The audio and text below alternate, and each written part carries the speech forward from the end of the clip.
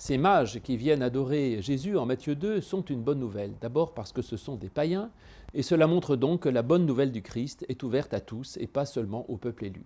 Mais il y a une curiosité dans ce texte, c'est que ce sont des mages, donc des prêtres babyloniens et donc des astrologues qui suivent une étoile. Or, l'astrologie dans la Bible est une horreur, une abomination, elle est condamnée d'une façon absolue. Et donc nous avons là l'exemple des premiers qui découvrent le Christ et on nous donne comme exemple des hérétiques et des idolâtres.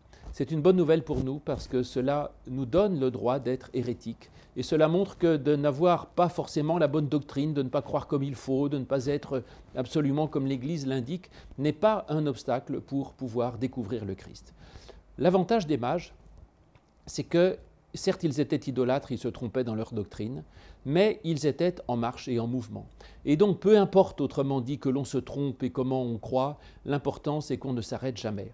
Il y a deux catégories de personnes qui sont immobiles dans leur vie et qui ne peuvent jamais rien découvrir. Ce sont les sceptiques qui croient qu'il n'y a rien à découvrir, et ce sont les dogmatiques qui sont sûrs de ce qu'ils savent et de ce qu'ils croient. Les mages n'étaient ni sceptiques ni dogmatiques, ils cherchaient quelque chose, et quand on cherche, on peut trouver, et ils n'étaient pas dogmatiques parce qu'ils étaient prêts à découvrir autre chose et à écouter même des gens qui n'étaient pas de leur propre religion.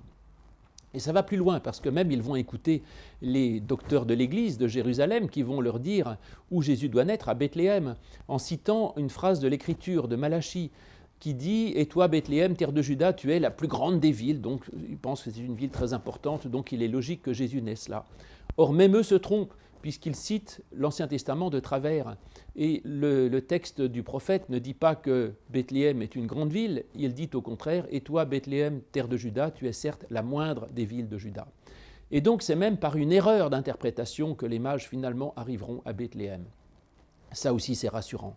On a le droit de se tromper dans sa lecture de la Bible, on a le droit de se tromper dans les traductions, dans les interprétations. Ce n'est pas très grave tant qu'une fois de plus, on se met en marche et en mouvement pour essayer de découvrir quelque chose. Et donc la grande valeur de ces mages, c'était avant tout qu'ils étaient en quête et en recherche, et puis également que c'était le but de leur venue. Ils ne vont pas vers le Christ pour essayer de gagner quelque chose, mais pour offrir. Et dès le moment qu'on est en mouvement, qu'on marche, qu'on quête, qu'on cherche, qu'on dialogue, et dès le moment que ce mouvement que l'on fait, c'est simplement pour venir adorer le Christ et pour lui offrir ce que l'on a, alors certainement notre chemin n'est pas un chemin qui ne sert à rien, mais c'est un bon chemin.